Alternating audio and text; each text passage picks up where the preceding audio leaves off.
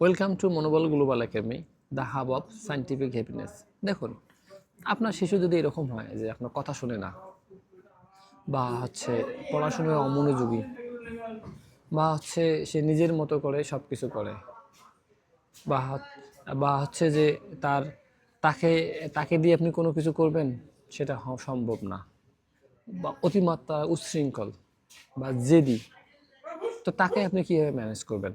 বিজ্ঞান বলছে যে আপনার শিশু যখন আপনার, তখন দায়িত্বও কিন্তু আপনার তাকে ভালো রাখা, তাকে যত্ন নেওয়া।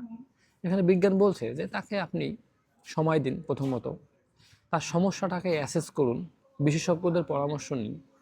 এবং এই আপনার শিশু যে এখন জেদি, হয়তো সে উচ্ছৃঙ্খল বা তাকে নিয়ন্ত্রণ করা যায় না, এটা একটা দিক থেকে অনেক ভালো হতে পারে। কী কারণে?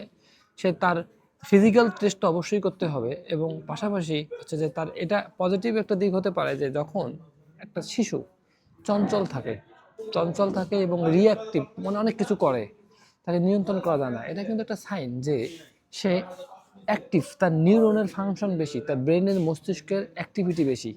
এই অ্যাক্টিভিটি বেশি হওয়ার কারণে তাই সে কি হয়, সে অনেক কিছু থেকে সে করে, এবং তার হরমোনাল কোনো চেঞ্জ বা কোনো কিছু হতে পারে, এটা ডাক্তারি চিকিৎসা। কিন্তু মা বাবার দিক থেকে কি, মা বাবার কেয়ারিংটা হবে যে তাকে সময় দেয়া, তার দ্বারা তাকে বিভিন্ন কিছুতে ইনভলভ করা, এবং খেলাধুলা থেকে শুরু করে, তার ড্রয়িং থেকে শুরু করে, বই পড়া থেকে শুরু করে, ঘুরতে নিয়ে যাওয়া থেকে শুরু করে, তার বয়স অনুযায়ী বিভিন্ন খেলনার যে সামগ্রী সেগুলোতে, মানে ওই শিশুকে কিছু সময় দিয়ে তাকে ব্যস্ত রাখা।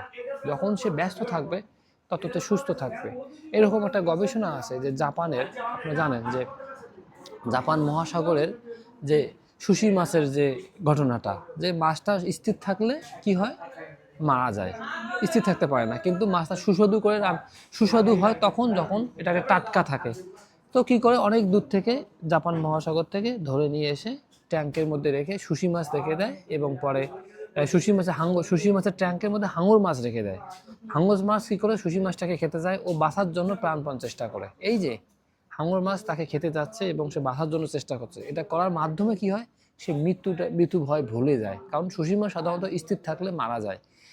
এই যে কীভাবে তারা তাকে বাঁচিয়ে রাখে। মানুষ কর্মব্যস্ত থাকলে সুস্থ থাকে, শিশুদের ক্ষেত্রেও যখন সে নিজের কাজের মধ্যে ব্যস্ত থাকবে, অবশ্যই সে দুষ্টামি করা ভুলে যাবে, তার মস্তিষ্ক ভালো কাজে ইনভলভ থাকবে। তার মা বাবার দায়িত্ব হচ্ছে যে এই কাজগুলো করা। তাহলে অবশ্যই আপনার শিশু, হয়তো সময় লাগবে, একটি ধাপে সময়ের পরিক্রমায় সে অবশ্যই ভালো থাকবে। সবাই ভালো থাকবেন। Thank you.